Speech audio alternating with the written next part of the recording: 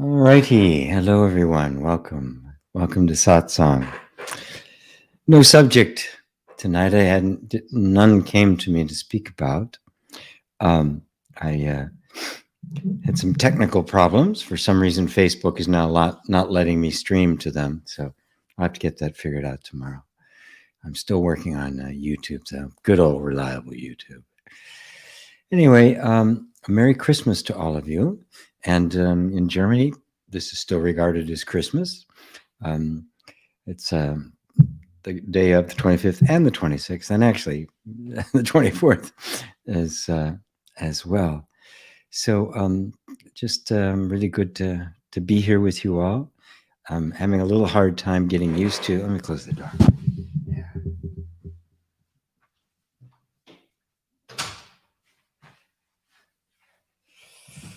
That way you can see the pretty lights behind me.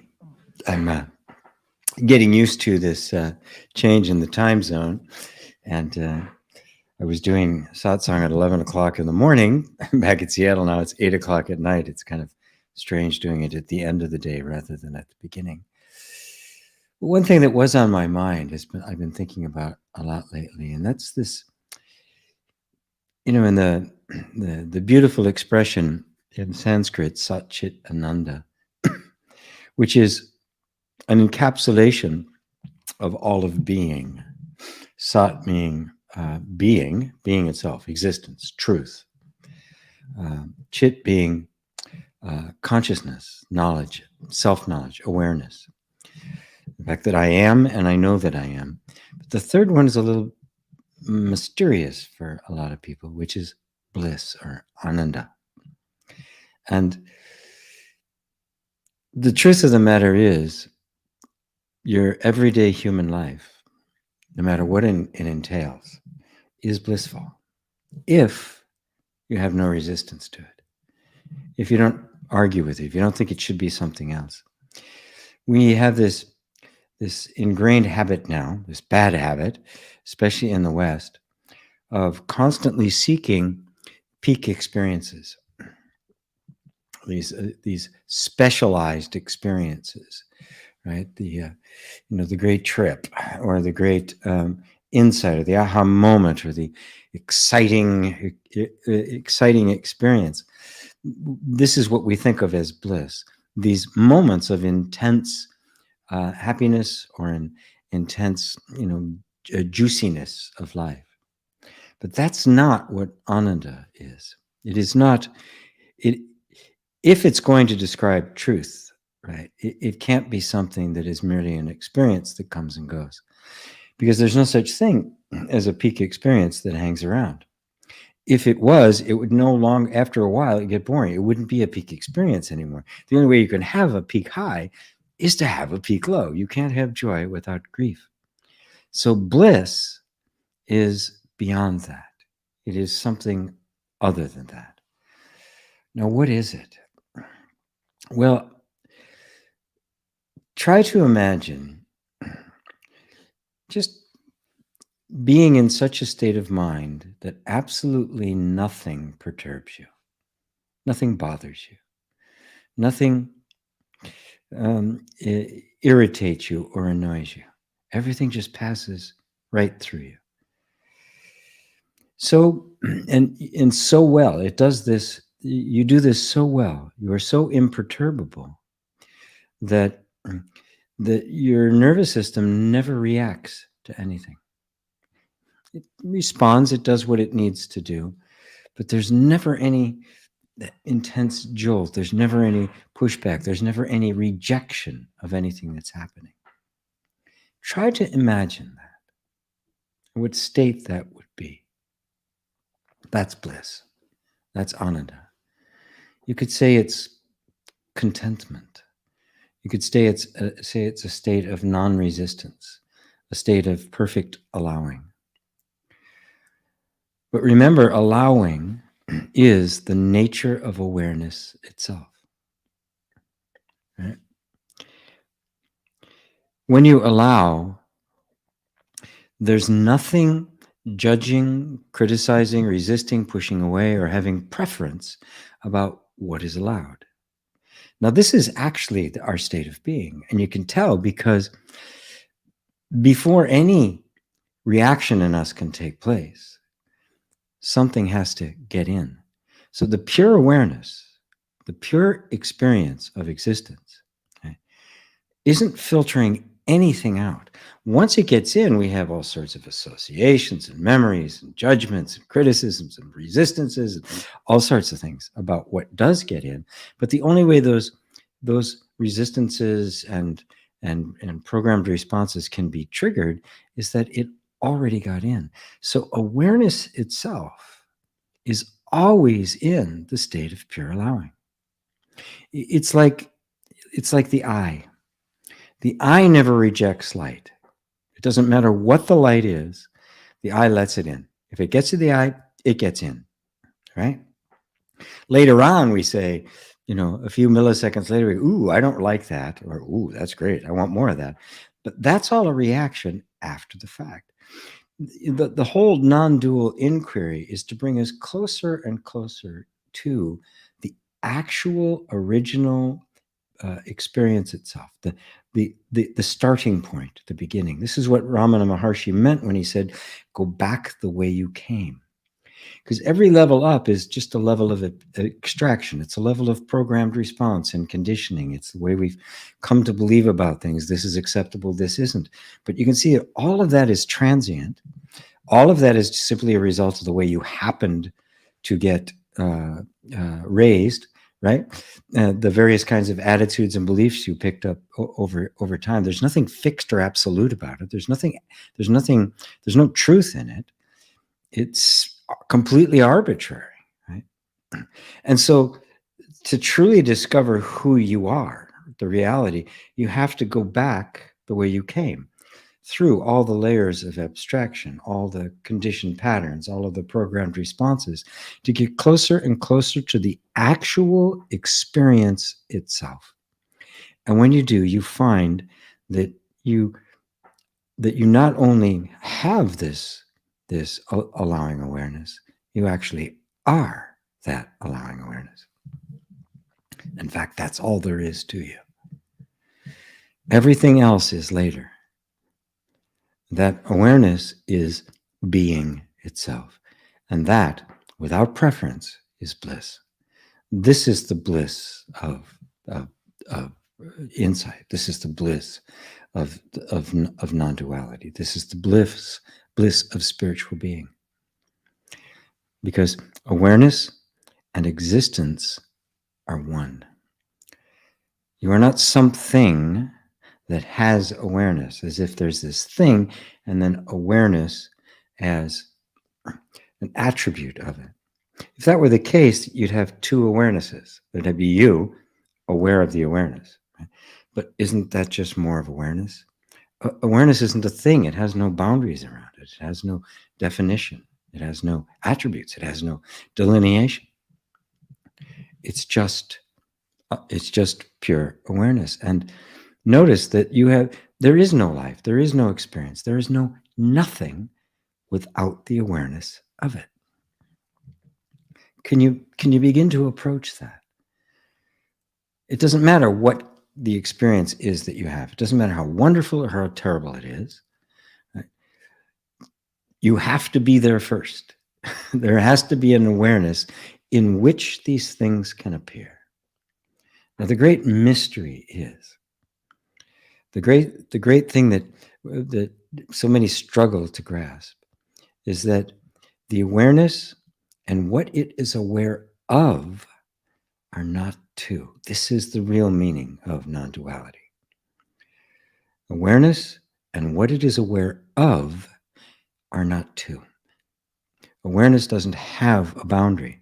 So everything that appears in awareness or to awareness is actually made of awareness. Awareness is not a state. It's not a place you are. It's not an attribute. It is the very substance of being. It is not aware of something other than itself. It is only aware of itself. When I say it, language is so clumsy. I mean you. You are that. You are the awareness. You are the substance of everything. Everything that appears to you is appearing in you and is made of you. The mission and what you would call the practice of spiritual inquiry is to break down the wall that says there's me and an awareness, that what I am perceiving in the world exists independently of me. And then there's awareness, which has a boundary to which this external object is appearing. As Buddha put it in the third bodhisattva practice, perceiving the non-existence of external existence. This was the heart and soul of the enlightenment of Siddhartha, who on that became the Buddha. There was nothing other than yourself. Now, this is something to ponder. You know, in Nisargadatta, and hopefully I'm not going too far past everybody here, because this is really just what I'm talking about here is pure non-dual inquiry, the pure stuff. When Nisargadatta met his guru said to him, there is you alone are. Give no existence to anything other than yourself. Wow. Now, how do you go about doing that? Well, it's not as hard as it seems. Right now, pay attention to the fact that you are aware, as we've been talking about, and that nothing could exist without that awareness. Now, that awareness, you're aware of being aware, right? That's self-awareness, right? Now, truthfully, looking for yourself, do you know for sure of the existence of anything other than yourself? This is something to ponder and deeply contemplate.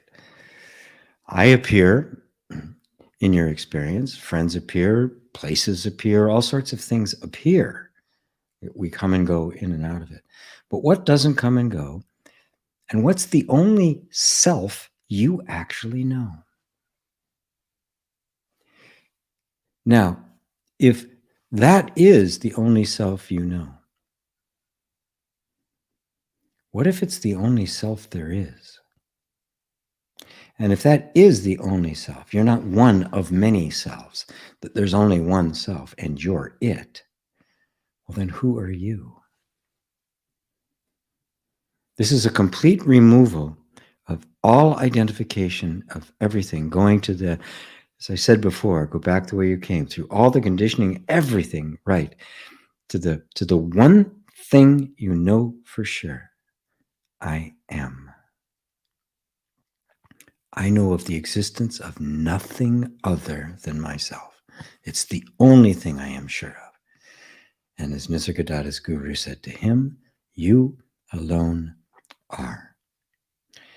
And what he said was that it struck him. He trusted him. He trusted the guru, what the guru was telling him was true. And he said, and I puzzled over it for a very long time.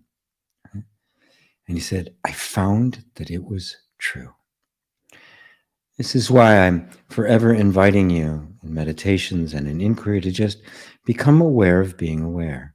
Become aware of simply being conscious. The sense I am. That sense of existence. Right? And you know that exists. Right? Everything else is questionable. Everything else is questionable. I mean, you could be a crazy person in an institution somewhere, right? You could be sound asleep on another planet. You're an alien being dreaming that they're a human being. Right?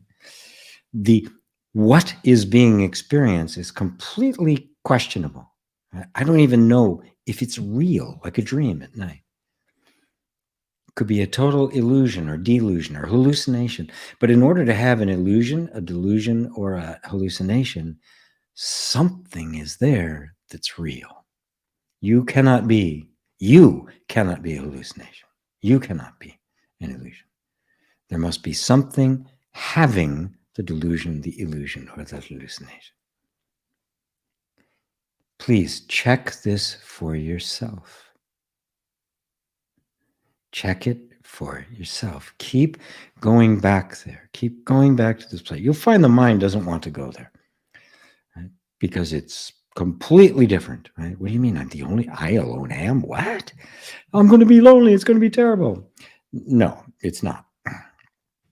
In fact, when you alone are,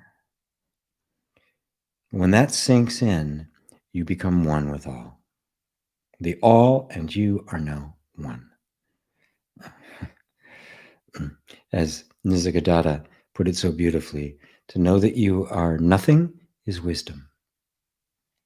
Nothing alone, just me. I alone am. To know that you are everything is love. Because knowing that I alone am, that doesn't change this.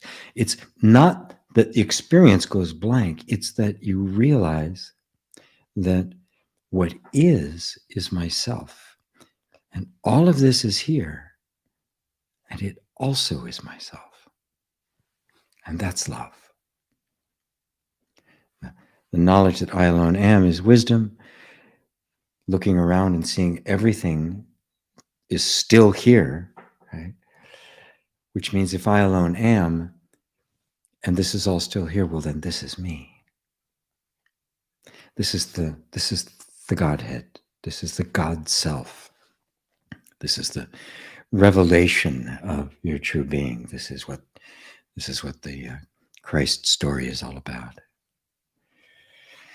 So thank you all for joining me once again. It's always good to be here. I had no idea what I was going to talk about tonight, so I like the way it went. I hope you do too. So let me go back and say hello to everybody. Hey, Roberto.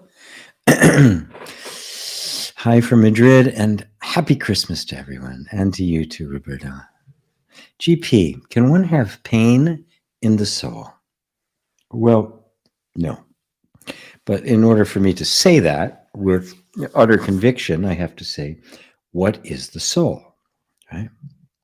See, for most people, especially in the West, those of us who came up in the Abrahamic tradition, of Islam, Judaism, or Christianity, the soul is a personal being. It's kind of an ephemeral body, right? It's something inside the body, but it's me, right? As opposed to you. You have your own soul, and the animals have a soul, and other people have a soul. Of course, at one time they believed only men. I mean, men had souls. Animals didn't. Women didn't. They were all just temptresses for men. That was actually believed for a while. that they weren't really sentient, right? They were just almost like divine God's puppets, just playing with us. The animals aren't sentient. They still believe that about animals, which justifies the cruel way they treat them. What we're talking about when we're talking about the soul is this awareness of oneself, the sentience, that something is registering my words right now. The idea that it's just a functioning of a bunch of material systems, right, flies in the face of self-awareness. You simply cannot reconcile the two of those. Even the hardcore materialists will say, well, yeah, that's the way it must be. We don't know how, but that's the way it must be, which is the most anti-scientific thing you could do. Yeah, it's got to be that way, so we don't really know how. You have to say, we don't know. And a lot, that's exactly what they say. It's just qualitatively different. There is nothing that shows us, there's nothing that can demonstrate how you can go from just a bunch of consciousness free little objects into a self-aware sentient being. Right? Now, traditionally, that was called the soul, that which is in the body and aware of things. Now, the fact is that it's way more than that. In fact, there's only one soul. Your soul and my soul happen to be the same soul, appearing in different forms to itself. Again, just from your own perspective, the only existence you know is yourself. That's the only thing you can be certain of. That's the soul. And if you alone are and can ponder that, well, then there's one infinite soul. But think about it. Can a soul be constrained? I mean, a body has a delineation. Does a soul? Is there a little circle around it, and there's a place with a bunch of souls hanging out, driving little cosmic cars around the universe? That's just a concept, right? When you look at soul as a sense of being, there's no definition to it. It doesn't have boundaries. it isn't like there and not here. That's just how we've conceptualized it. So can that simple sense of awareness have pain? It's a great question. Well, it can certainly experience what we would call pain, right? Because the body isn't really sentient. If I hurt myself in some way, what is it that experiences the pain? It's the same sentience, just the way you're experiencing my words, right? So the range of experience that soul can have would indeed include pleasure and pain, joy and sorrow, love and grief, right? Gain and loss.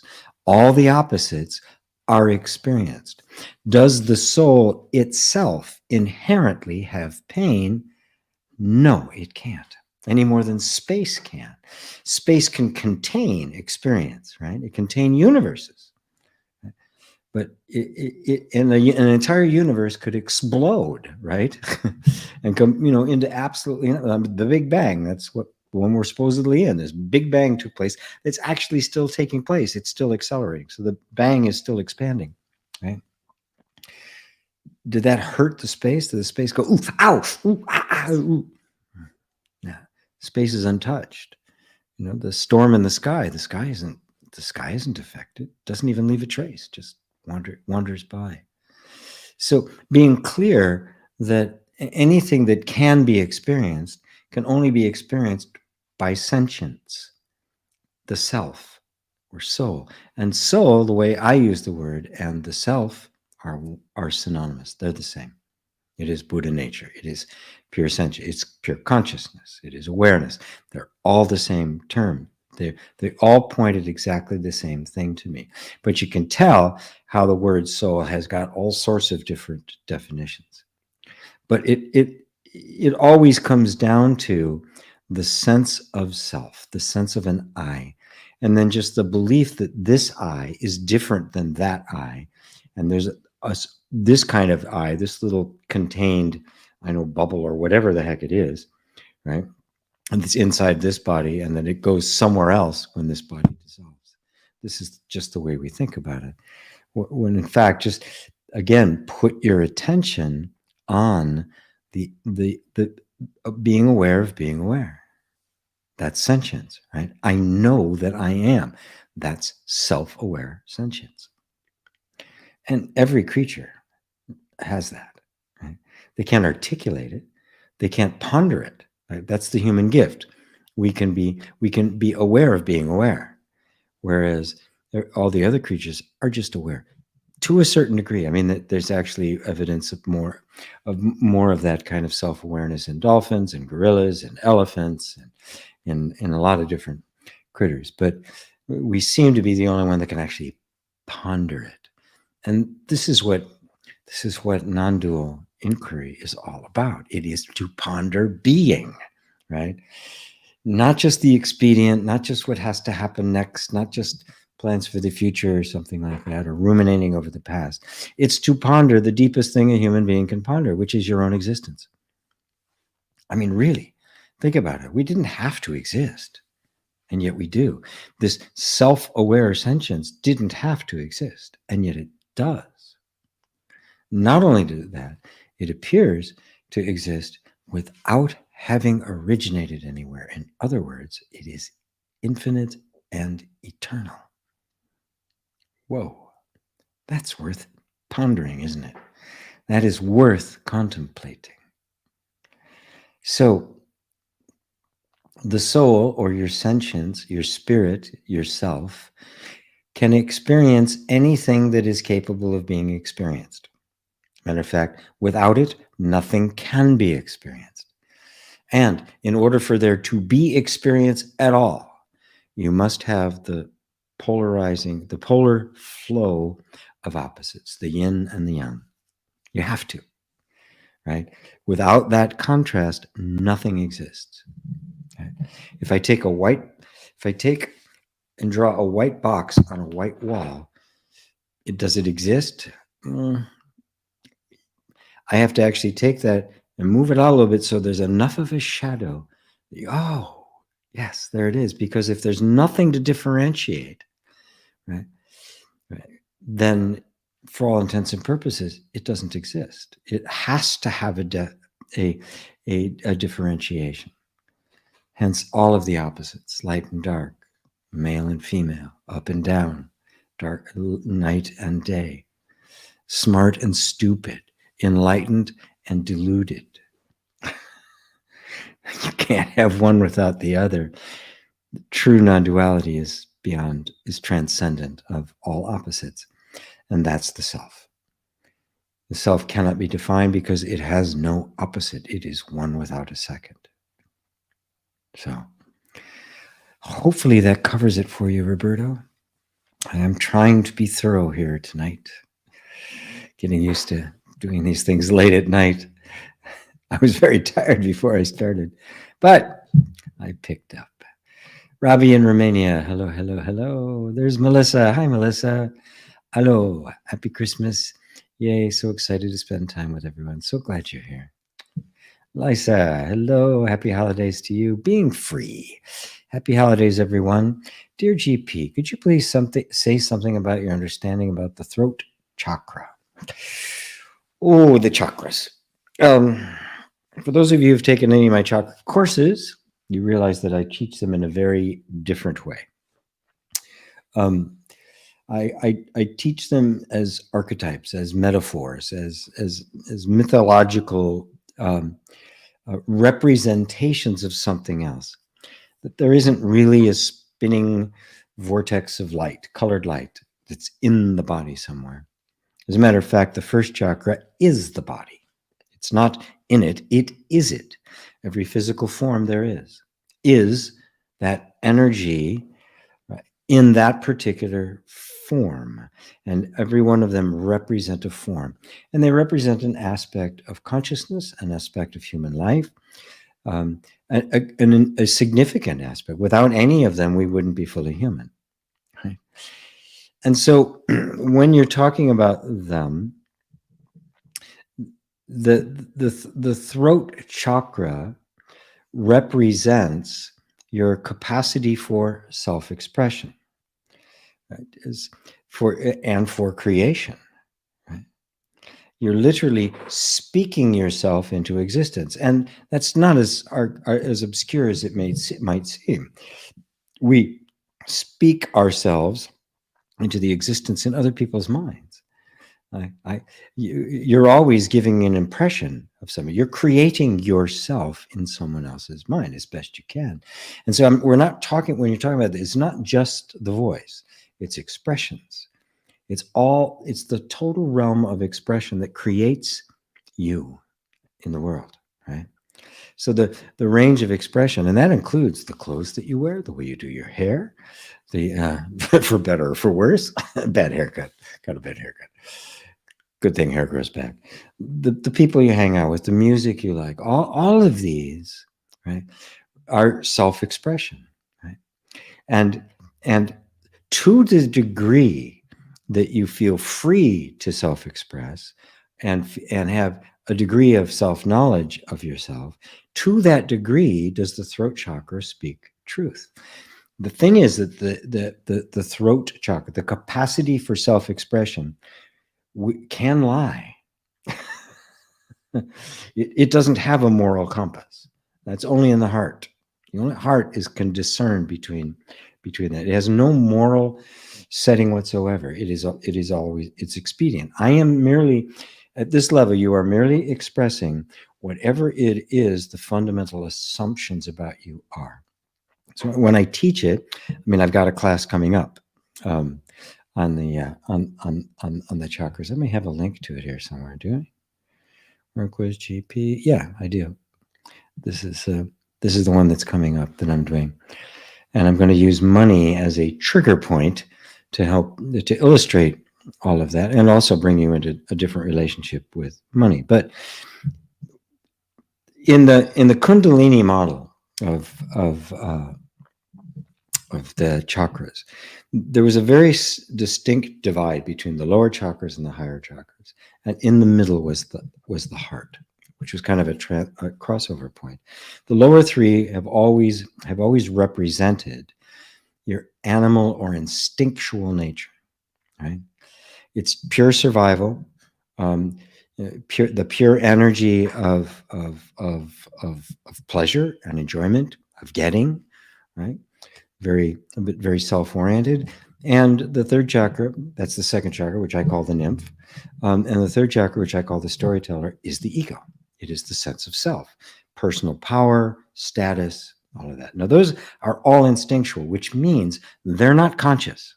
These are not choices. There's no discrimination here. These are all just simply created by life as a means of survival.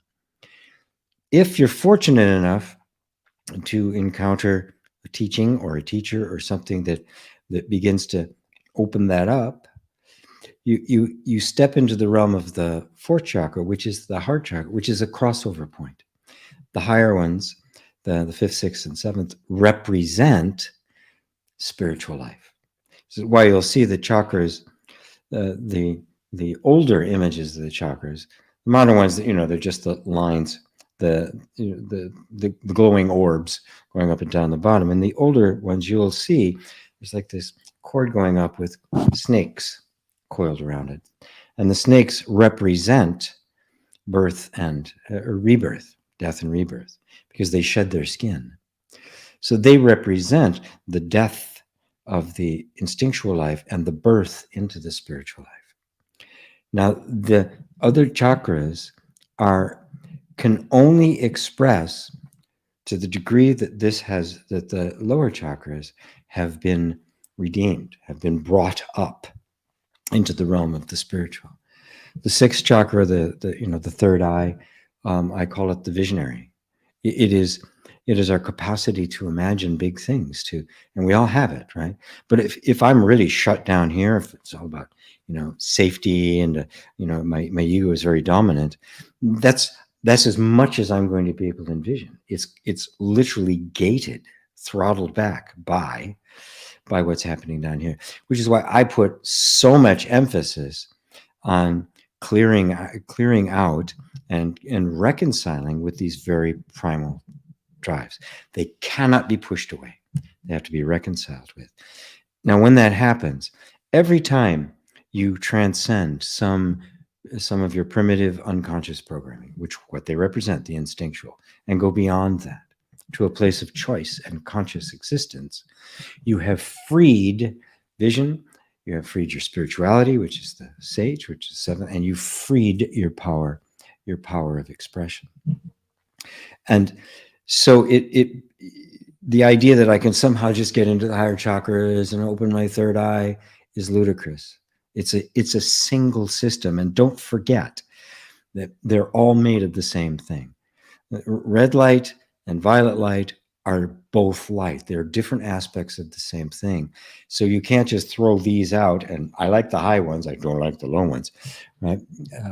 You have to take all of it, right? What we call the lower ones have to be redeemed, which liberates the higher ones. And that sets you free to truly express yourself, not who you think you are, not who people expect you to be, not what you've been forced into by life circumstances, but you're actually expressing who you really are in everything you do, in the friends you choose, in the entertainment, the books you read, the clothes you wear, the way you do your hair, right, is all self-expression. What self is it expressing? This is where non-duality becomes so powerful, because it is the only thing all this other stuff about the chakras and liberating stuff and overcoming, our seeing through unconscious patterns and like all of that, you can find other places. But what you can't find in any other place is the knowledge that there is at the root of it an inherent, unchanging self. Right? It is that self we want to discover, not try to create a better version of the false one. That's all part of the storyteller energy. So, kind of a long-winded and message, but I'm glad you asked. I'm glad you asked that question, being free, because it's important. I mean, one of my missions here in life is to take a lot of these teachings that have been misunderstood and give them a new life, put them into a new tongue, show their deeper meaning. The same is true of a lot of the primitive teachings, including the Bible. I've done a course on Christian mysticism, right, which is a completely different way of looking at the biblical meaning. But it's in line with mystics that have been in the church, many of which got executed, burned at the stake. A few made it through, like Meister Eckhart, who was a late 13th century, early 14th century monk, who was bold enough to say that God and the soul are made of the same substance. That the soul is God. Your soul is God. And he was so popular and so well liked that the church left him alone. And after he died, they tried him for heresy. And a lot of the stuff that he had written, they called heretical, and they pushed it out. But this is kind of my mission to kind of to give to put it into the new tongue, right? So that you can see that these things just aren't. What good does it do to know that there's this swirling ball of light? I mean, what the hell good does it do, right? Okay, I'm going to wear red underwear and somehow my life is going to get better. But understanding that this represents, that the first chakra represents the drive towards safety that is in every single critter on the planet. Now, when you see it like that, you go, wow, okay, this is a force that is a part of this whole mechanism. And the second chakra, which is all the drive to freedom, which is completely unconcerned with safety, right? You can see, ooh, there's a bit of a little tussle that could go on there. How do you reconcile these two incredibly powerful energies, right? The red and the orange, they're right next to each other. They're different, and yet they're the same. They emerge from the same place. That same place I refer to as the eighth chakra. But enough of that for now. Does that help, being free? Does that kind of something stuck on my finger? Does that help kind of bring an understanding to it? The power of self-expression. Don't live in it just to speaking. Every place, and guess what?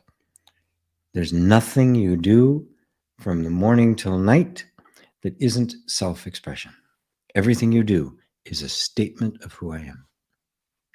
If you know who you are, that statement is filled with truth and wisdom. If you don't, it's filled with mistakes and confusion. So, thank you for the question, and also for giving me an opportunity to promote my new course. Crispin in Switzerland. Hello, Crispin. My neighbor now. Mark C. in Naples, Florida. Hey there, Mark. So good to see you. There's Ava. Happy Christmas. Much love from frosty Poland. Yeah, it's kind of strange. It got cold last night, but had a little bit of snow, but nothing here. Of course, the night I went to the Christmas market in Frankfurt, oh my God, it was bitter cold. It was down in not what I was used to from Chicago a long time ago, but it was cold. Okay, Anya, hello from Northern Germany. Thank you, dear G. Merry everything. Yeah, I agree. I like that sentiment. Merry everything. Whatever it is you like to celebrate. Diane, hi to GP and everyone from Lancashire, UK. Blessings and love to all, and the same to you. There's Rosario. Merry Christmas, Happy Christmas from Madrid. Same to you, my friend. Merck, hello from Sweden. Good evening, fellow time zone buddies. Now let's see if we can be without the me. That's where, well, you always are. You, it's the realization, right? And to be without the me means the self has to go from being a person to being the infinite, in which case there's only one of them, the self. And you are that. As the Ribhu Gita puts it, everything is the supreme being, which is being, consciousness, bliss. And you are that. The hardest thing to do is to accept that you are the self. Not the person you think you are, not the body, not the form, not the idea, not the identity, none of those things, right? But all of those are added later.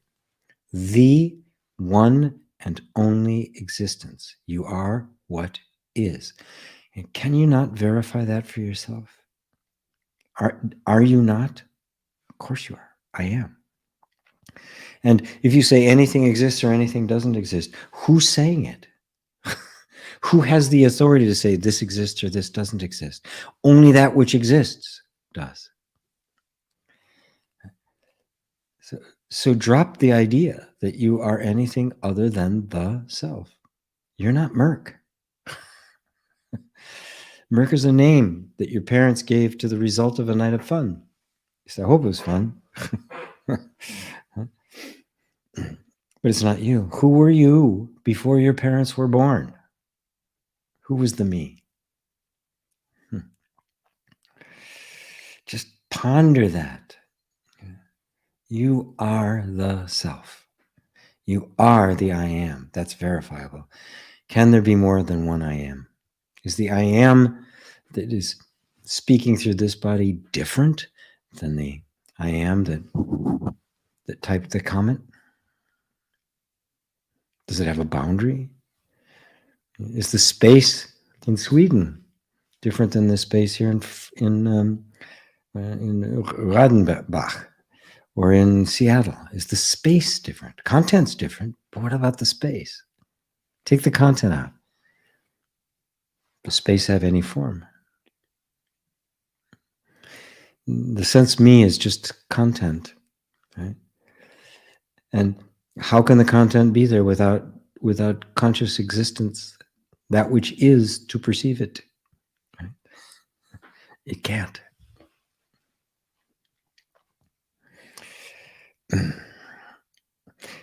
Hello, Barbara. Very cold Sweden. And Melissa, hello. How do we not reach or grab for something that is pleasant to the senses to stay in the seat of the soul? Oh, yes. Well, you could adopt the traditional ways in many religions, and that's fill you with judgment, scorn, guilt, and shame. Of course, that doesn't really get rid of the urge to grab it. It just makes it sneaky, right? Just kind of pulls it out along the side. Well, first off, you notice that you're doing it. You notice that you're grabbing for something. You're grasping for something pleasant. Right? Now, in and of itself, there's nothing wrong with that, right? I mean, why do I light these candles behind me? Right? It's pleasant. Right? Why do I hang out with friends? It's pleasant. It's enjoyable. So the problem isn't the pleasantries themselves. They're innocent, right? It's how attached are we to them? And attachment always comes because we want to get the hit of the pleasant or pleasurable experience because we don't want to feel something in us that isn't. And that's the only reason it's a problem. When the pleasure or the pleasantness serves the purpose of suppressing or distracting us from something inside that is uncomfortable, that's when it's a problem.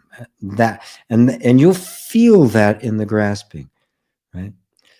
You can just reach for something. Oh, this is really fun. I really like it.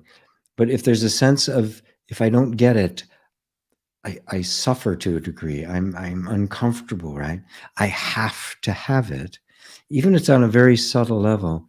Now, that's the moment we have to stop and go, wait a minute. If it was really just pleasant and it didn't have any extra meaning attached to it, I could just take it or leave it. Right? Be great, fun. Great if it's there. Great if it's not there. Great. Love to see it come. Love to see it go. There'd be no real grasping of it, and you can feel that, right? So it's the kind of thing that in general you practice the self-inquiry. You're constantly examining yourself. You're being present with yourself. You're allowing yourself to feel that which is uncomfortable. Oftentimes, it's best to do that in the presence of a skilled teacher or a coach of some kind that can provide a safe environment for you to be able to feel that. Because we don't want to, right? You know, there's a lot of traumatic material. There's a lot of old wounds and hurts and stuff that we keep it suppressed. We keep it away by reaching for the shiny object or the pleasurable experience, and that's how addictions get formed. I gotta have that. I gotta have that. I gotta have that, and it becomes kind of this vicious spiral. So, how do you not reach or grab for something? Well, you recognize that you are. Recognize that you are innocent, right? It's perfectly natural to want to avoid unpleasant stuff and to reach for pleasant stuff. That's about as natural as it gets. And also recognize that the pleasantry or the pleasure is not a problem in and of itself. There's nothing inherently wrong or sinful or worthy of judgment about any of the pleasurable things that we human beings indulge in. The question is, what meaning have I given it? And in the pursuit of this, am I avoiding something in myself that really needs to be directly faced? It's part of the process of going back the way you came.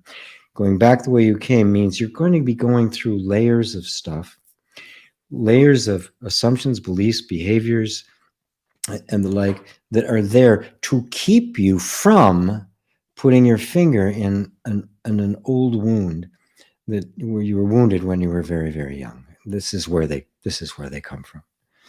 And so the nervous system has gotten very clever and very good at building layers of defense to distract you, throw the rock in the bush. Ooh, look, isn't that right? We want that. We want that. But you're already developing a spiritual maturity, because if you didn't have that, you wouldn't even have asked that question. You would have just been reaching for it. You know intuitively that there's something off there. Follow that. I often describe truth as an annoying voice. Sometimes it's this annoying voice that just won't go away.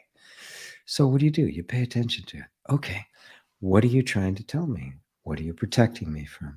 What do you need me to see here? And just feel it, and you'll feel discomfort if you say, no, I'm not going to do that. And then there's this urge to do it. You go, okay, I'm onto something. I'm onto something now. And again, my mission here is to not, okay, you don't grab it for that anymore. You're going to be really disciplined and stoic. It's always an opportunity for self-discovery, and self-realization. So this is a path of true knowledge. It is not a path of reprogramming. Right? You want to discover the underlying causes that make this so attractive, and going through those, you get to the original innocence that is perpetually satisfied. And at that point, all the pleasures of the world are yours, because they cannot harm you anymore. They cannot engage you. They cannot grab you. They will never become an attachment. And so all of life can be enjoyed to the fullest. Isn't that wonderful? There's no such thing then as sin or virtue. Right? Yeah. So Thank you, Melissa. Beautiful, beautiful question.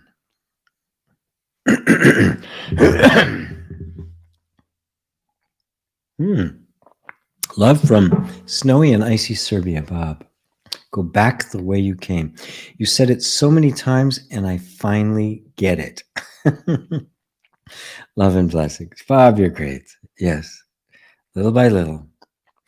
Yeah, the inner doors just continue to open. All right.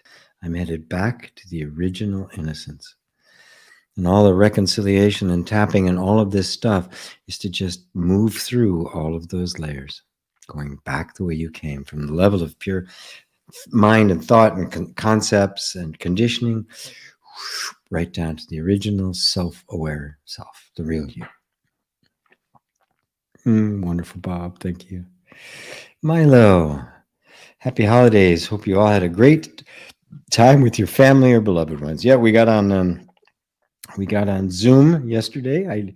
With my all of my tribe, right, of which I am the patriarch.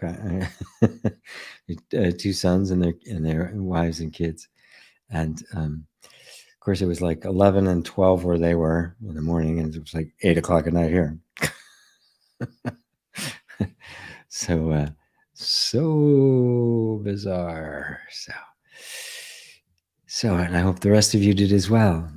And if you like your family, if you don't, I hope you had a nice time alone. David and Elaine, my good buddies. Hello, GP. Love and greetings from us both. Happy festive season to all. Yes, I don't know how many. There's just, I don't know, a couple dozen holidays between, the U.S. Thanksgiving and I don't know, January 6th, because there's Three Kings Day, and there are just so many holidays, which makes sense if you look at it from the point of view of the winter solstice. These are northern holidays. I have the same kind of things down south where, closer to the equator, we have tropical environments. But, when you're way up north and that sun is dying, right, you can see the meaning of the resurrection, right? The sun is coming back with it life and springtime. And I mean, the Greeks even had the story of Demeter and Persephone, right? That Hades had stolen. Demeter was the wife of Zeus, and he'd stolen Persephone to be his wife, and they made a deal. So Persephone had to go down to hell for 6 months and was back up in Mount Olympus for 6 months. And those are the seasons. Everything dies and contracts, and then she comes back out in the springtime, and life comes. It's really quite great. But it is clearly a death and resurrection scenario, one of the many, which is really kind of fascinating. It's such an old theme, along with the virgin birth. So, there's Steph. Namaste and Merry Christmas, everyone. Peace and love from Germany, actually right down the road from me. Peter, love from Italy. Hey, Peter. Thank you, GP. Thank you. Wonderful. I really want to see Italy. John, hello from Ireland. Hey, John. Rosario, thank you, GP. Your words at the beginning were so profound, they could be felt. Wonderful. Wonderful. Yeah, you could feel them. Yeah, you are that. You are resonating with yourself. Of course, you could feel it because they're you. And you are the only thing that actually feels. Everything else is an appearance. John, when looking out at a beautiful landscape, are we seeing ourselves? Yeah, of course. We've taken this idea that I am the body, and I've constrained myself to this. You take that away, and this is all your body. The trees, the grass, the river, the sky, the sun, the stars, the entire universe is your body. It is the Brahman self. It is the manifestation of the self. And there's just this thought that I am confined to this body, or I am this body. Okay? And so I see this body in a world, which is a complete illusion. Right? You see the world, you see And the world can only exist if you're in a particular point of reference, right? With an infinite point of reference, nothing can exist. Like my example before, you have a white wall with a white square on it. You can't see it. Something has to draw into distinction. In order for that to happen, you, the self, have constrained your perspective to see from a point of view. And in one point of view, the universe appears. This is the Brahman creation. But that one point of view is of what? Of what is it a point of view? It's you. It's you. You're looking at you. For those of you who are young and handsome, I'm sorry about that. But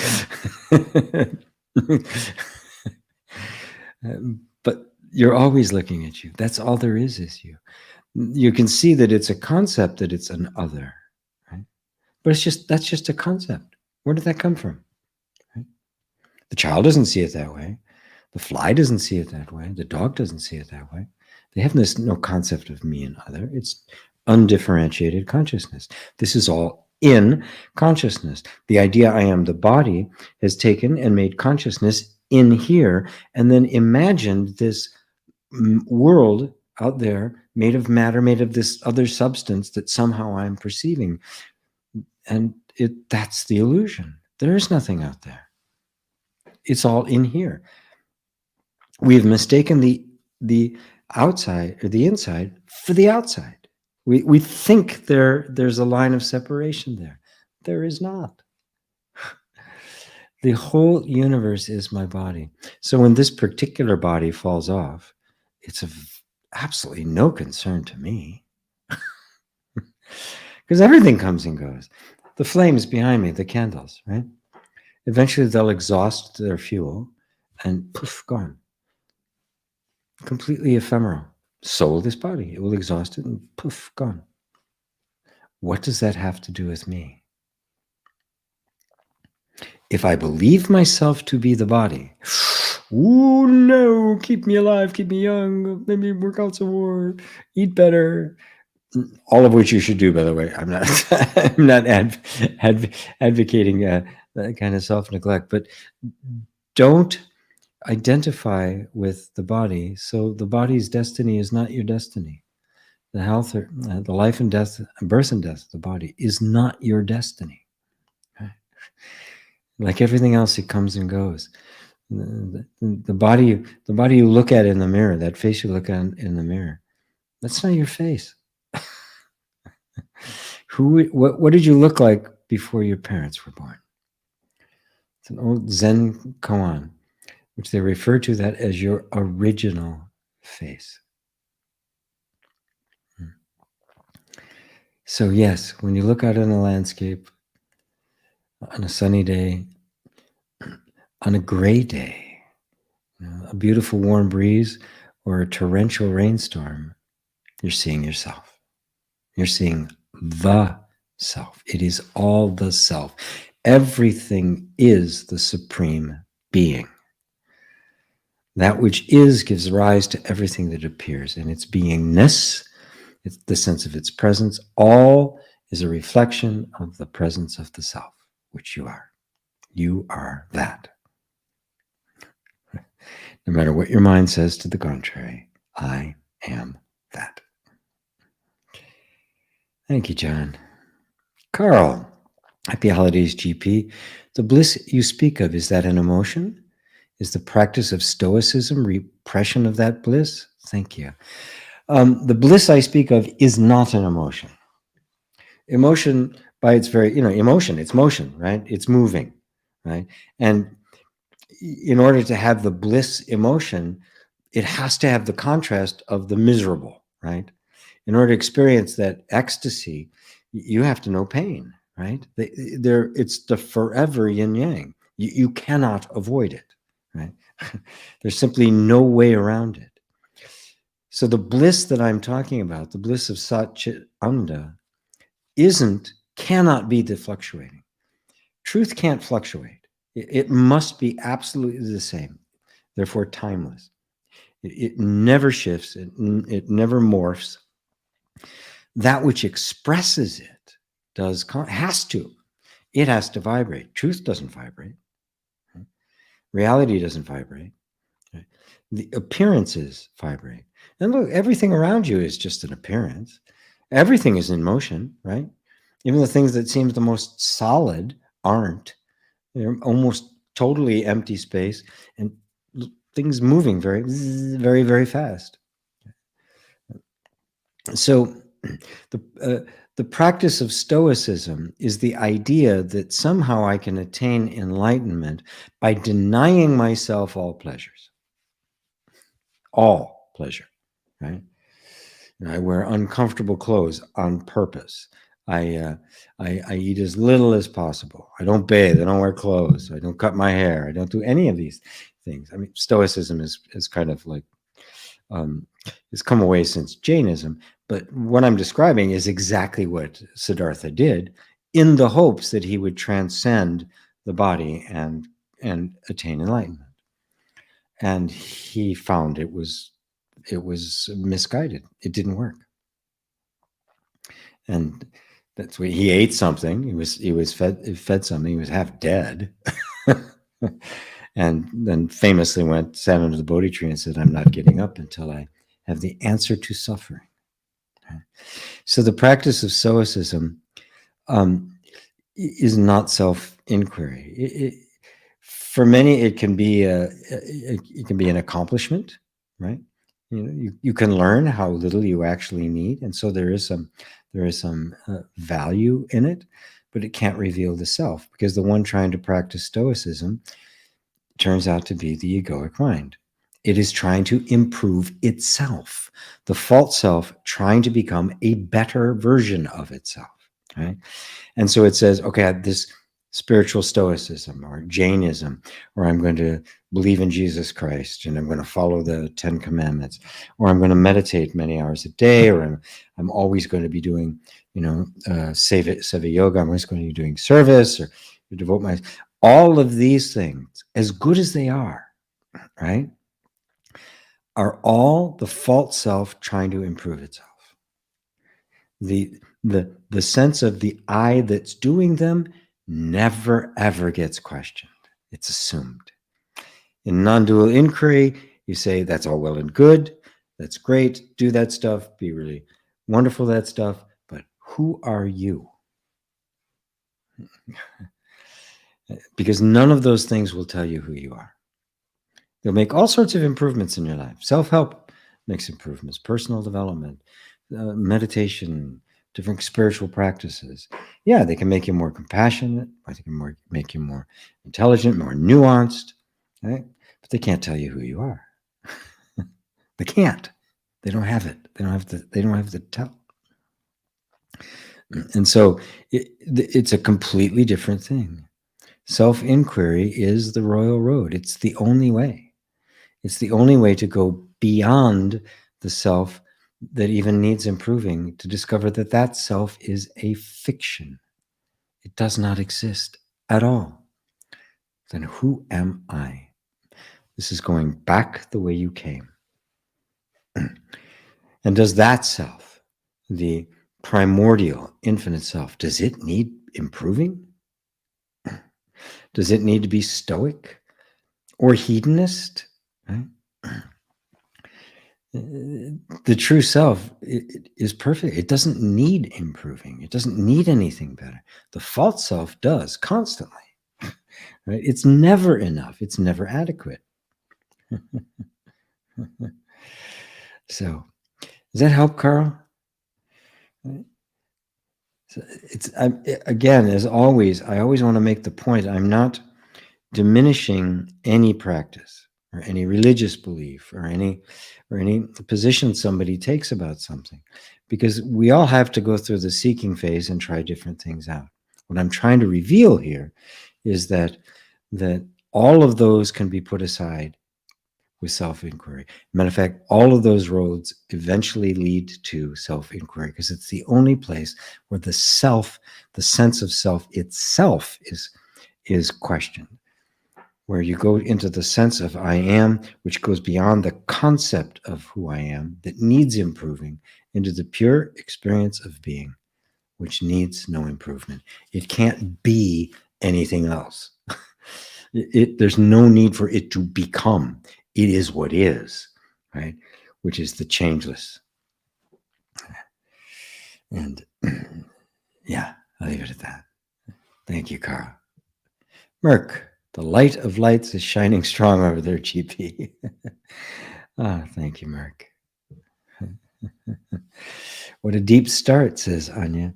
You know, it's funny because I was really tired. I'm not used to this 8 o'clock thing. And it's cold out. I took a walk before satsang, and I'm even on my way back. So I have no idea what I'm going to talk about. I felt very uninspired. Good thing it doesn't depend on me. I'll be going, oh my God, what's the matter with him? So, a deep start. Thank you, Anya. Ida, hello, GP. What do you call the 8th chakra? I knew somebody was going to, from the dark, cold north of Norway. In the chakra system that most everybody knows, there's 7, right? And so I made an 8th.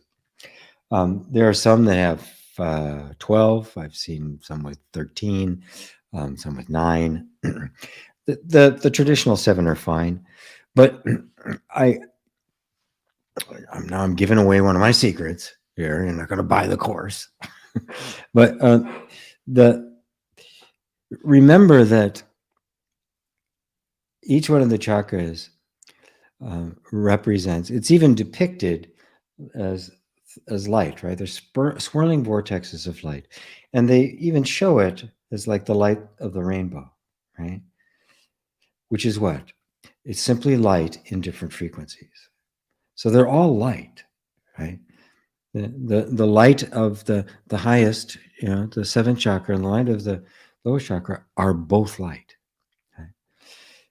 They are both of the same substance, the same origin, which means even the typifying them, the characterizing of them as these are lower and these are higher is a mistake. It's not really true. Every single one of these is necessary, or you have no human life, right? The red, what I call the tribe, the 1st chakra, is the energy of form. Without it, there is no form, right?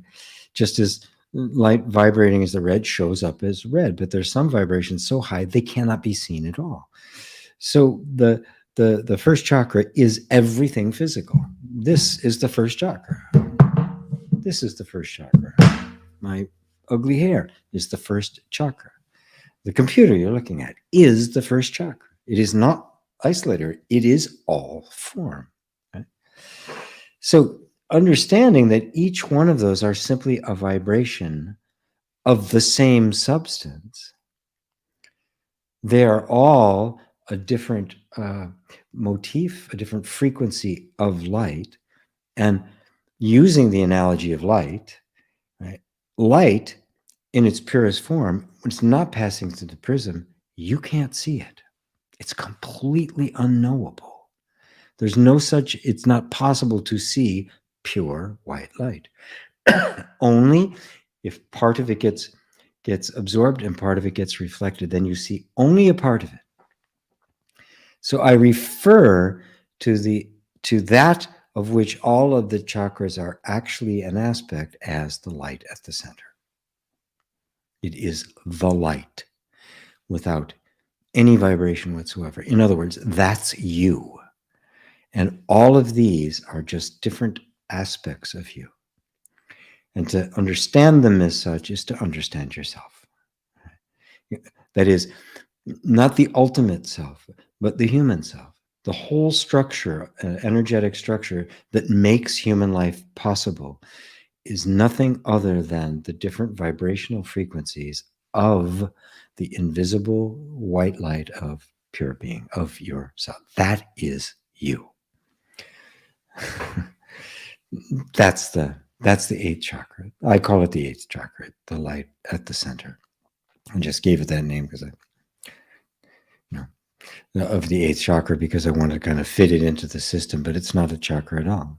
The chakras are aspects of it. So there we go. So hopefully that's meaningful to you, Ida.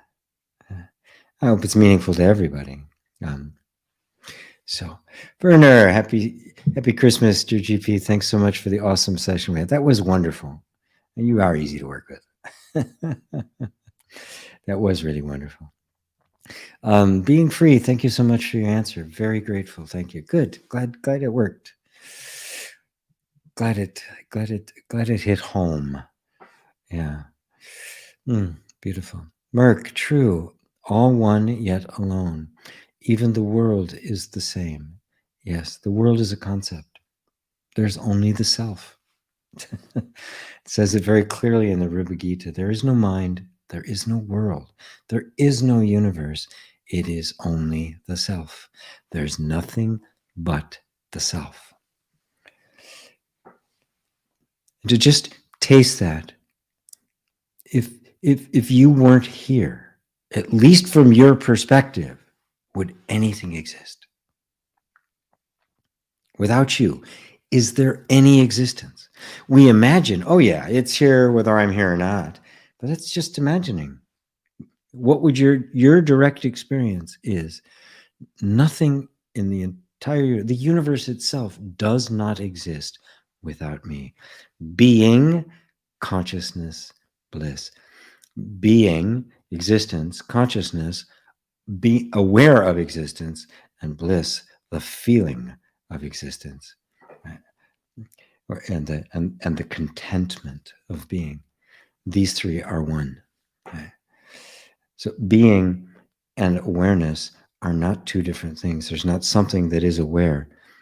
Awareness is existence, the existence of everything. There's no universe without awareness, and you are that awareness.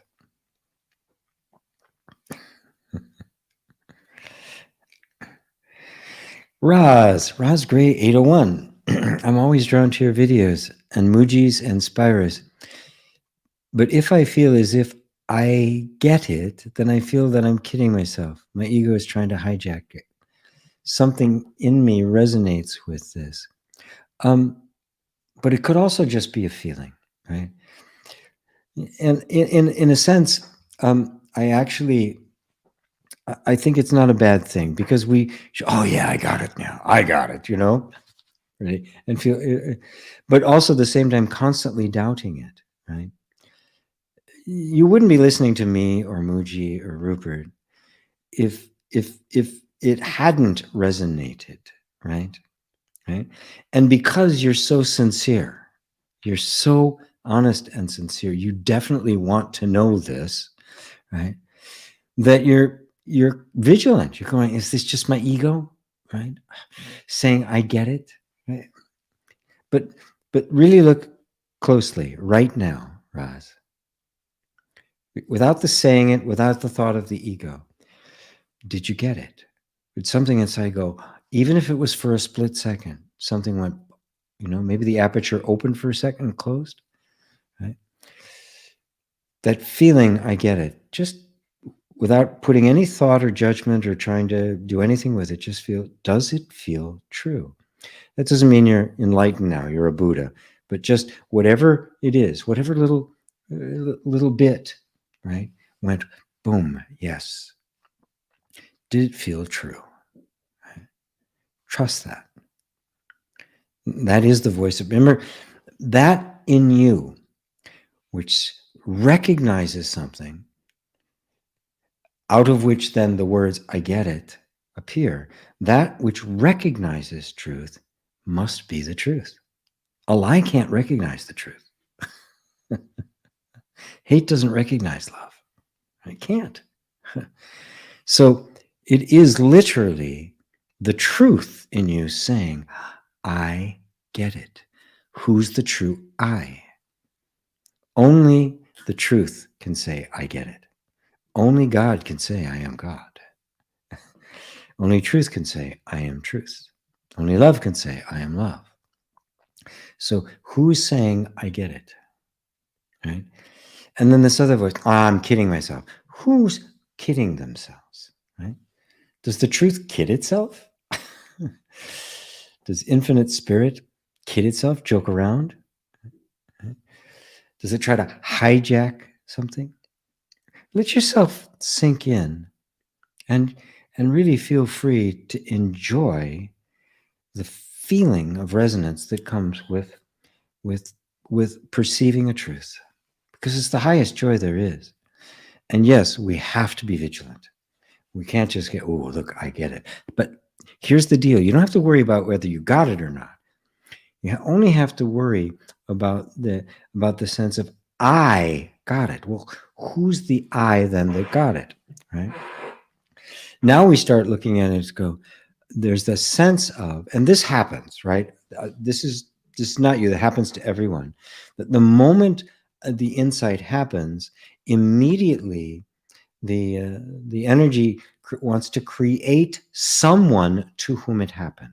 In other words, I had the experience, I saw God, right? I was God, I was one with God, and then immediately the mind goes, wow, that was a great experience, wasn't it? We should have that one again. You're aware of that happening, but does that diminish the value of the experience itself? The place in you that with great joy announced itself as, I get it, right? Wasn't that real? Yeah, a little bit later the mind goes in, right, and says, oh, maybe you didn't get it. Oh, it's just the ego. Go back to the actual experience itself. Put all the rest of it aside, right? And recognize that the moment of getting it, you are the self. You are consciously the self, because only the self gets it. So you have full permission to enjoy the wonder and mystery and awe of getting it, and be vigilant as to how the ego wants to then creep in and kind of commandeer it or take credit for it or do something with it. But that's okay. We have to become really adept at seeing that. So we're not fooled anymore. We have to go through it, right? So you're doing this absolutely right. And the ego is going to keep trying tricks until it has to give up, because, well, you're untrickable. And you also begin to see that the ego is not a thing. It is a pattern of thoughts. There is no ego. It's the way our minds work, right? They abstract the ego.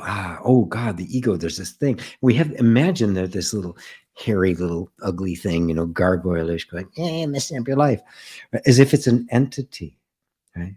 There's no entity. It's patterns of thought, nothing else. There's nothing there. There's nothing trying to hijack you, right?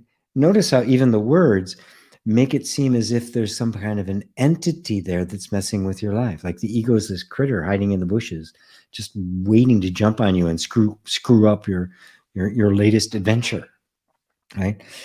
Can the ego try to hijack it? Is the ego a sentient being, right? All it is the disowned parts of myself that I think is trying to mess up my life.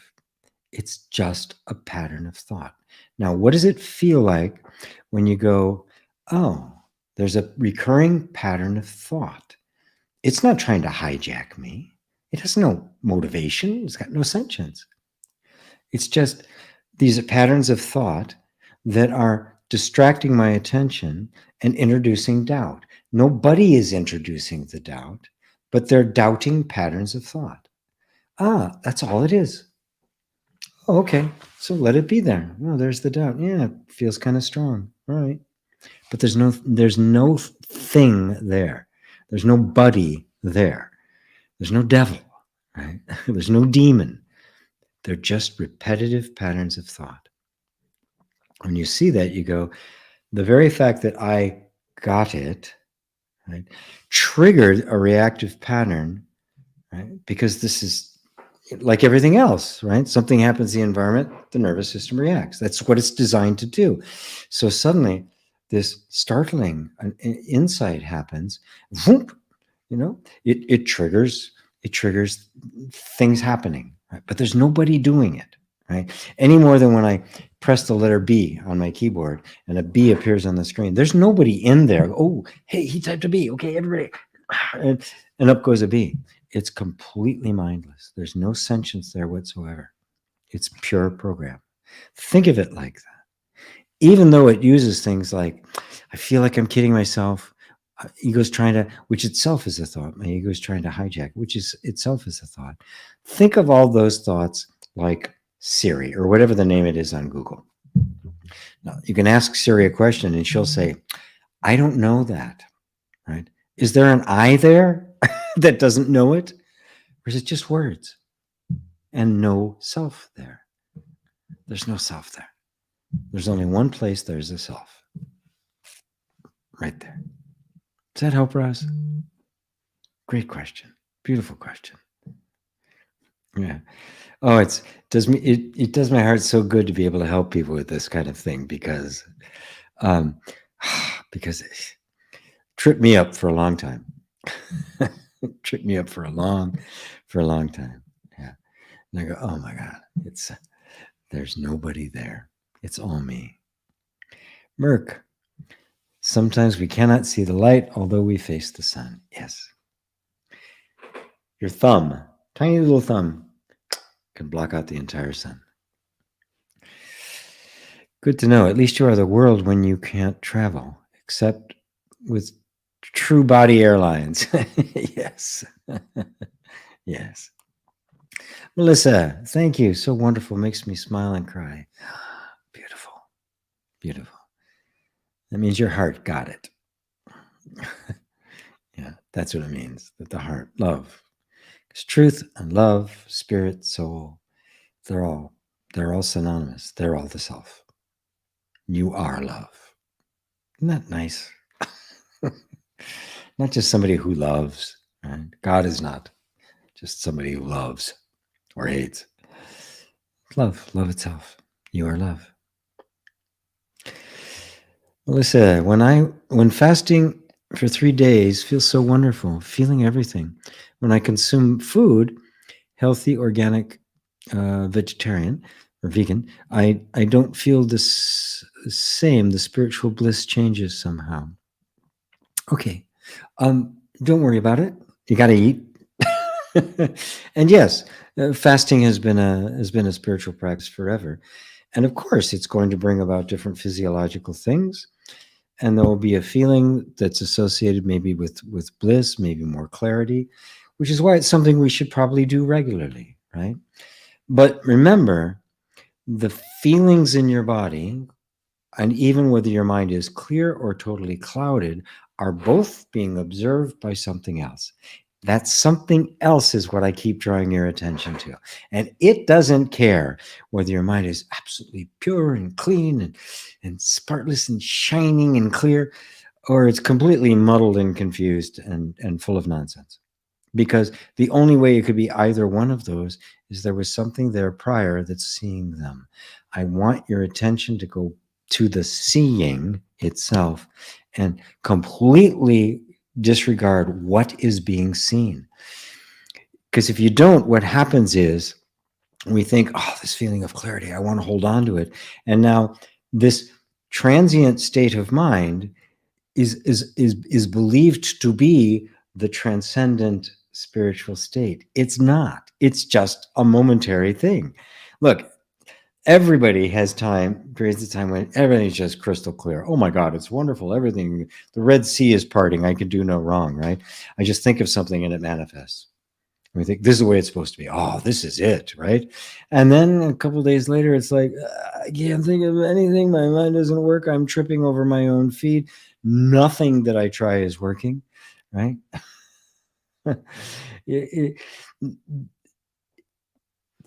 We have to come to understand that it is not the fluctuating of our emotional system, our mental system, our energetic system, our economic systems, the systems of us individually and collectively. Those are always the vibration.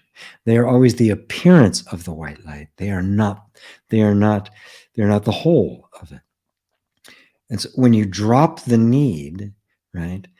You can fast or not fast. It doesn't matter. If you like it, feels good, do it, right? But don't attach any spiritual significance to it, because there isn't any.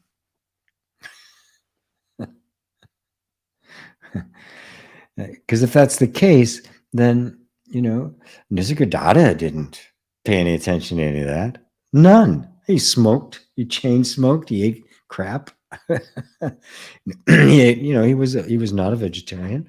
He didn't have the pure diet. One of the greatest spiritual masters of all time. There's another story of a spiritual master, I can't remember his name now, who was an assassin, literally murdered hundreds of people. Woke up. So don't make anything a prerequisite. Believe me, self-inquiry does not depend on the state of your mind, because if your state of mind is absolutely confused, you can simply go, to whom is the confusion appearing? Boom, and you are in the inquiry. Right? And now it doesn't matter. I know me. Yep, sometimes my mind is going to work. There were times in my life when my mind was just amazing what it did. Quick and witted. Not so much anymore. But there's something in me that recognizes that I was much more quick-witted, and my mind went much faster than it does now. Oh, well, what's that? What is it that's actually sees both? That's much more significant, isn't it? That's much more worth taking a look at. Oh, Melissa, beautiful, beautiful. You're so beautiful. Thank you. Thank you, thank you, thank you. So I don't feel the same. The spiritual bliss changes somehow. Right. Bliss is not an emotional state. It is a state of pure silence. That which is aware of everything. Lovely. John, thank you, GP. So glad to have tuned in tonight. Me too. John, trying to rationalize these two statements. 1, I am not anything I experience. And 2, I am everything I see. Please help me untangle this puzzle. Yeah, that's a common one. Not that you're common. You're unique and special. Here's the way I approach it, right? For pretty much everybody, self-inquiry starts with the neti path, the I am not path, because we are so conditioned over time to identify with so many things. We identify with the body, our gender, our nationality, or our race. Race doesn't really exist. The color of our skin and shape of our bodies and that sort of thing. We identify with belief systems and religions. I'm a Buddhist. I'm a Christian. I'm an atheist. We're constantly identified with something. We're defining ourselves in terms of something. Going back the way you came with inquiry means I'm not that. Okay, I'm not my beliefs. I acquired those. I was here before the beliefs, so I'm essentially not my beliefs. Now, that doesn't mean my beliefs are right or wrong. It doesn't even matter at that point, because we're not talking about whether or not this is true relatively or not. We're only trying, is it me, right? Am I my beliefs? Okay, the beliefs, I was here, beliefs come and go. They've changed over time. This particular set of beliefs, they came from my parents. Okay, so I was there first. When I was first born, I didn't have these beliefs. So I was here first. So I'm not my beliefs. You go all the way to I'm not any thought. Right? This is the path of negation. I'm denying everything that isn't me until there's nothing left. Right? So I'm not my thoughts. I am not my emotions. I am not my sensations. I'm not my body. My body is an experience. I experience the sensations. They come and go. I'm not coming and going. I am essentially different. So what is it that is seeing these, the modulations, these various kinds of appearance? No matter what appears, I'm always here seeing it. Okay, so who am I? That's the path of negation. I think Rupert refers to it as the inward path. Right? This is the Vedantic path. I am not that. I am not this, not that. I'm not this. I'm not this. I'm not this. I'm not this. What am I? right? And this is persisted in until you're no longer looking for another thought of who I am, but realize that no thought can possibly be who I am. In other words, I'm unknowable. I cannot know myself. Whoa. This is Vedanta. Vedanta, a Sanskrit word, means the end of knowledge. It means this is it. I cannot know myself. All knowledge is always relative. It's subject-object relationship. So I am now nothing. No thing. Nothing I can define. No thought, no feeling, no sensation, nothing. I am nothing. Okay. You get to that point. And this is where I bring people. This is the place. This is where Mooji brings us, Rupert, Francis, Ajashanti, everybody who does. This is what you're doing. You're negating to the point where there's nothing left except the pure experience of being, which cannot be denied. It is not a concept. It's not an idea.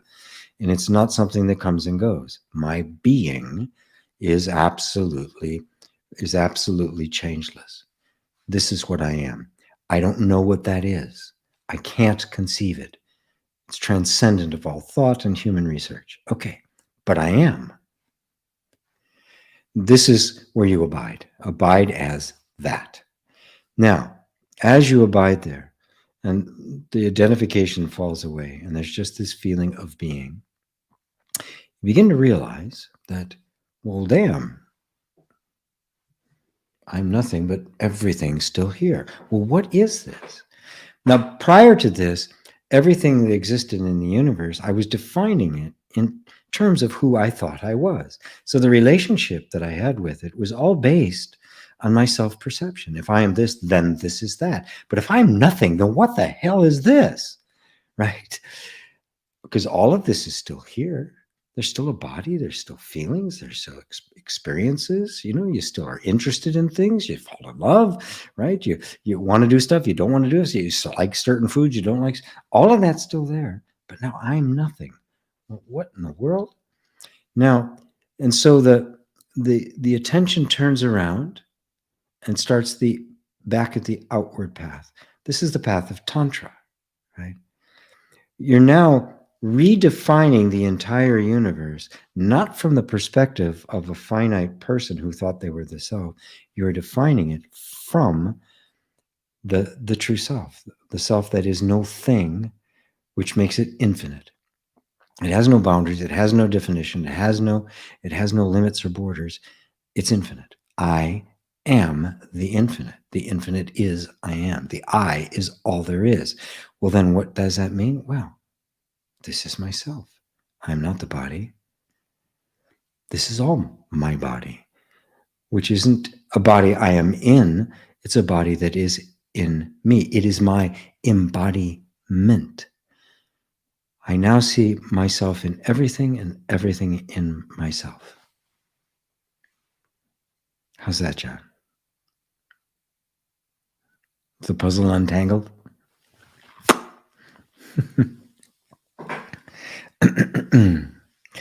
Being free. Looking forward to hear more from you about the chakras. Oh, great. I have a free course. I got a bunch of paid courses, a very long and in-depth one that was a 10-week course. There's a free one also about just kind of an introduction to my approach to it I don't think I have a link to it here, but it's just gpwalsh.thinkific.com. It's my, that's the Om School. That's where I have all my classes and the like. So yeah, if you want to learn more about that, you can go to that Thinkific, and just think and then ific, like terrific, Thinkific, gpwalsh.thinkific.com, and that's my whole catalog of courses, and you'll see a bunch of free ones there. Ida, brilliant answer. TYSVMG. Thank you. I don't know what that means. The beauty of the eighth chakra and your hair are absolutely one, by the way. My bozo hair. It's funny. It's also the humidity here. Yeah, of course, plenty of that. Anyway, well, thank you for the compliment. So I'm glad that moved you, because the whole point of all of these things is to point back to the oneness. All the ancient teachings were pointing back to oneness. And when things like meditation and yoga, the chakras, they made it over to the West, they became completely distorted from the West's, inherent, subject object, materialistic approach. And so they've lost their meaning. They're getting reinterpreted from this context. I'm trying to bring the original context back, the original language, so that you can see that what they're pointing to is the oneness of being.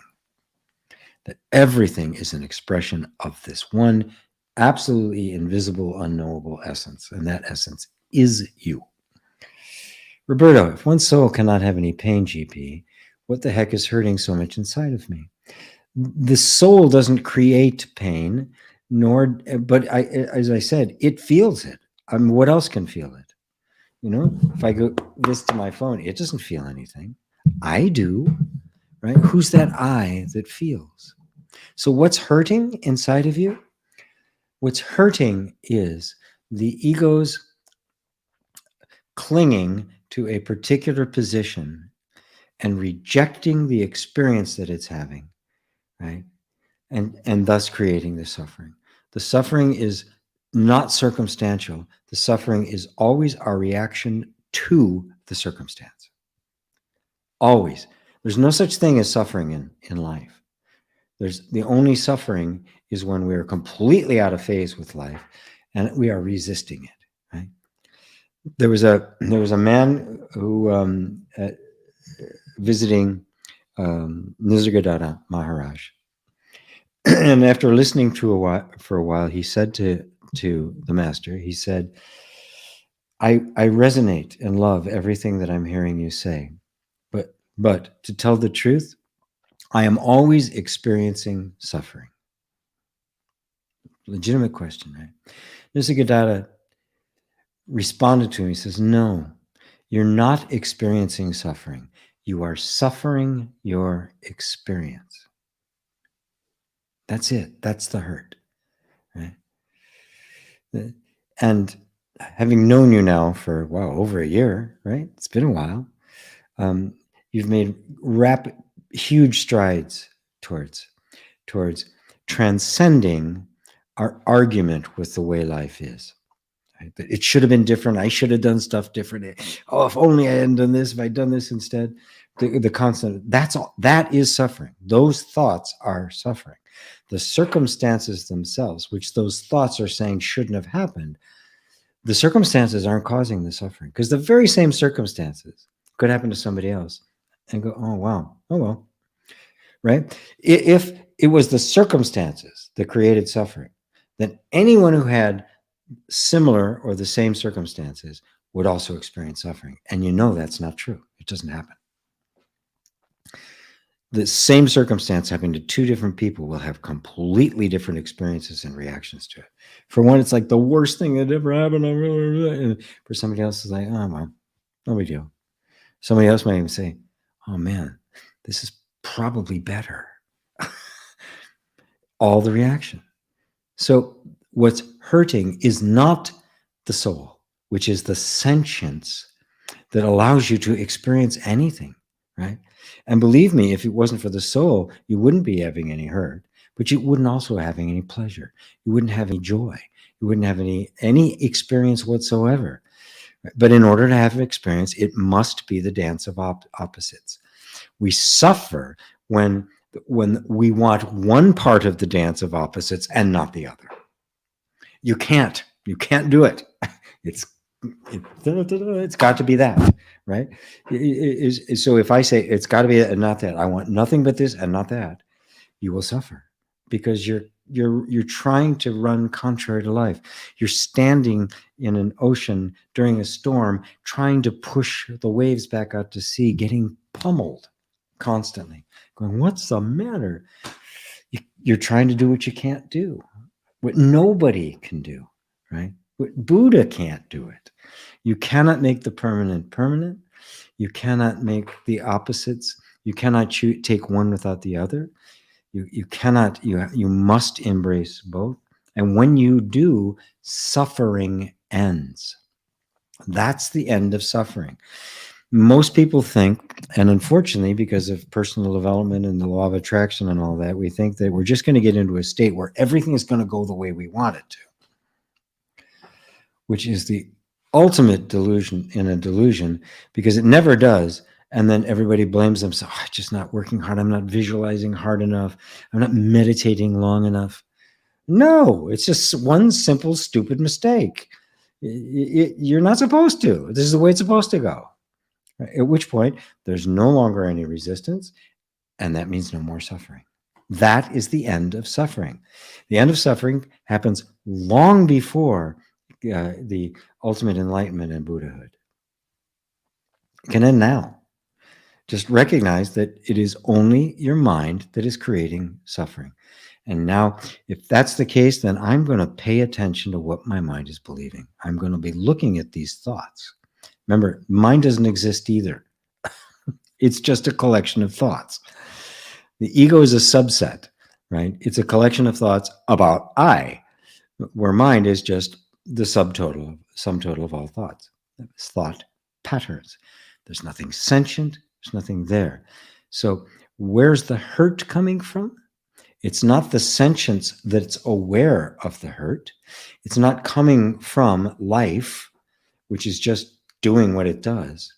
It is this thing in the middle that says and is believed, I don't like that. Who's that I?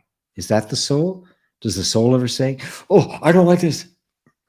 You can't, right? Can awareness say that? Can the I say, oh, I don't like this light? It just lets it in, right? Something else arises, a habit of thought, because that's all it is. It arises and says, I don't like this. This shouldn't be this way. I should have done something different. If you know the litany, right? None of those thoughts are true, right? And I know you've seen it because you've had those moments of clarity. But now you dig in and make this the permanent state. Abide there. Abide as the enlightened witness of these things and not the victim of them. And then you'll be happy. Tatiana. Happy holidays, dear GP, dear friends from Toronto. Sorry, not only friends from Toronto, all of you are faithfully sharing this valuable time with GP. Ah, Tatiana, you're wonderful. Roz says, thanks, GP. I see ego as a habit trying to claim credit. Yes, it is a habit that is simply the habit of I thinking. It's not trying to claim anything. This is subtle. But if you realize again, oh my God, it is just a recurring thought. What's the recurring thought? I. That's it. That's all it is the recurring thought of I. And because it is a habitual thought, it's constantly going to put I, no matter what happens, even though the experience you have has nothing to do with I, right? It's the absence of I. What happens? I had the experience. I was feeling blissful. Ooh, I better watch out. Just nothing but thoughts, right? Just nothing but thoughts with nothing. It's not even, there's nobody there even trying to claim the credit. When you see that, the whole farce becomes so clear. Thank you, Roz. So glad that helped. Positive Patty, do you feel connecting through silence is the path of least resistance and the awareness of the true self? If you can do it, yeah, most people can't. It usually takes self-inquiry to get to silence. Right? If by silence you mean I'm going to try to silence my mind, you'll fail. You won't be able to do it. If through self-inquiry and self-examination, and when you understand what the chatter of the mind is, you begin to disengage from it. It no longer grabs your attention. It's no longer interesting. And when that happens, you recognize that it starts getting softer. You're aware more of the silence. But this is important. You are the silence. There's not you and then silence, right? This is not two. No matter what you come up with, it's you. So there's not like there's me experiencing silence. That's just a temporary lull in the inner conversation. That's just a moment. That's where it's not talking for a minute. That's not true silence. That's part of the ebb and flow. There's sound, there's no sound. There's sound, there's no. So what is silence? Silence is Ananda, bliss. It is just the absolute that is always there. It's the background against which you could see. If there wasn't silence in the background, you couldn't hear anything. It'd be cacophony, right? Walk through like a shopping mall or something, and you're aware of some music playing, but you have no idea what it is because there's just this noise. You have to, when you have that silence, which is you, silence, presence, self, being, truth, God, all the same thing. All the same, all pointing to that which is beyond words. Right? So you're not connecting through silence, connect as silence. Right? Notice you are hearing the thoughts, right? You are aware of being aware. You are aware of all the emotions that are coming and going, right? And all of the sensations. Now, since you are aware of them, right, you're not the thoughts, you're not the emotions, you're not the sensations. Are you not silence? Is your very nature not silence itself?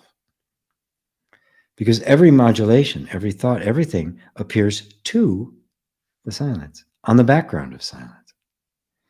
So it's not a path, it's you. If you recognize that I am the silence, you've gone beyond the practice of silence to the essence of it. And you can just go right around a lot of actually years of practice through identifying yourself as the silence. Even Om, the first sound from which all sounds came, the first vibration from which all vibrations came, originated in you, the silence. You were there first, prior to Om. Does that help, my dear friend? Positive Patty, remain positive. Yeah, Merc, Nargajuna, good vibes. Yeah, love. Yes, wonderful, marvelous. Hey, Mary, and everyone. Thank you, says Melissa. You're welcome. You're welcome, says GP. Bita. John, puzzle solved. Thanks so much, GP. You're on fire tonight. So grateful.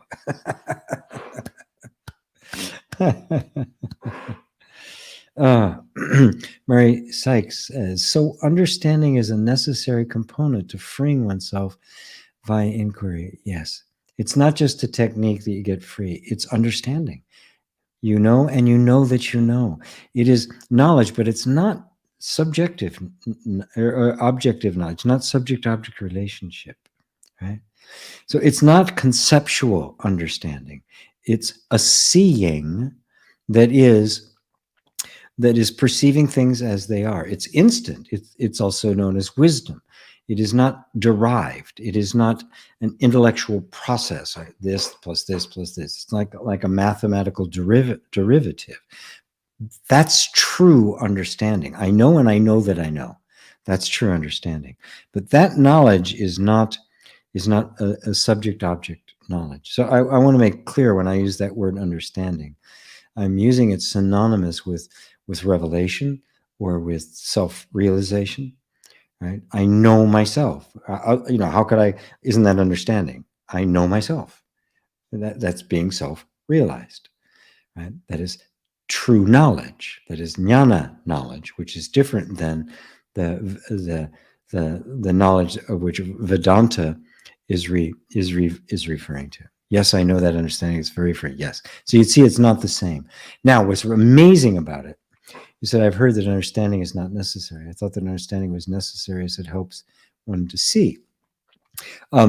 Yeah, it depends on what you mean by the understanding. I'm pointing you to the understanding that is direct seeing, direct perceiving, right? Which is different than the derived, logical understanding. Now, what I want to point out is that when you do have that realization, that is the true understanding, you immediately get the knowledge of all things. Everything becomes understood. Every question is easily answered because you know everything in its essence. And that actually empowers you to easily move through all of the levels of intellectual knowledge. Not necessarily all the details, the refinement of this theory or that theory, but generally how everything works, the structure of something making sense is instantly known to you. You don't have to derive anything. You immediately have the grasp of all these other things because you know them in their essence. So where'd you go, Mary? Say, yeah. Yes, I know that understanding. Yes, the understanding that hits the target. Yeah, you just go, yes. And sometimes you can go through a process of inquiry, even anything, and all of a sudden there's a boom, aha, right? We think, oh, it's the result of the process. No, it isn't. Because sometimes that happens with no process whatsoever, spontaneous. There's so many examples of great even scientific discoveries that happen in a dream or on mushrooms or something, right? There's all sorts of places that come that were not intellectually derived. It was a direct seeing. Einstein said his theory, I don't know, is the general or the special theory of relativity. I think it was the special, that one came first. He said he had a dream. He was flying on a light beam and wondered what happened if he turned on a light. It was in a dream. The whole thing was boom right there. And he said it took 2 years to work out all the math, but he already saw it, right? It was crystal clear to him, but he had to work out all the details of it. This is how it works. Yeah. So even though it may seem like you're going through the myth, the intellectual plotting to get to this for the realization, but all that's doing is just keeping you engaged to the point where you're ready for the blast. So beautiful. Anja, thank you for your love, Georgie. You're so welcome, Anja. So beautiful. Teresa, deep thanks, GP. Lovely and very clarifying answer to JS. It helped me a lot too. Many blessings to everyone. Yes, beautiful. So beautiful. Thank you. I am the silence, not a path I am taking. Yes. The path of non-duality is identification. Right? I am not doing something. I am discovering me. Whatever it is, I am that. It is all about the I am. It is not about somebody improving. This is why it's so different than everything else and why it works. Beautiful. Truth is eloquently on fire tonight. Thank you, Merck. Nargajuna was the name of the killer, by the way. Oh, was that Nargajuna? Thanks a lot for tonight, GP. Really? I mean, like the most famous Buddhist philosopher, Nargajuna, was like, the epitome of the emptiness teaching is Nargajuna. It's like, whoa, he was. Wow, I thought it was an Indian sage, not a Buddhist one. Wow. Okay, well, there's more than just a sage. I mean, this guy's up there with. I mean, his work is measured against even Descartes and Schoenberg, and I mean the greatest philosophers of all, Plato, right? I mean, it isn't just a great Buddhist; it's great everything. I mean, it's just off the charts. It just covers every aspect of emptiness. Not an easy read, at least first time. Right, beautiful. Ava, thank you so much for this beautiful time together. Love Satsang with G. Much love to you all. Oh, goodness. Thank you, Ava. It is grace, Mary Sykes says. Yes, it always is. It may appear to have gone through a process, but it's grace. Oh, there's our webcam chat, hot girls and boys video chat guy again. Yeah, it's a little side hustle I got going on here, guys. Okay, block user. Gone. Every now and then it happens. It's a bot. There's not even a human being there. David and Elaine, thanks and appreciation for sharing Boxing Day satsang. Oh, that's right. That's right. And with you, GP and everyone. Yeah, Boxing Day for you guys. Oh, LOL. Oh, no, my mind is tricking me. I think I was reading the Two Truths Doctrine. Disregard. Ah, okay. Disregard that. You got this. Good. Ah, fantastic. Okay, so it wasn't Argajuna. All right. I thought, wow, I was going to check that one out because, wow, that would be something. Hafiz, good to see you, G. Hey, Hafiz.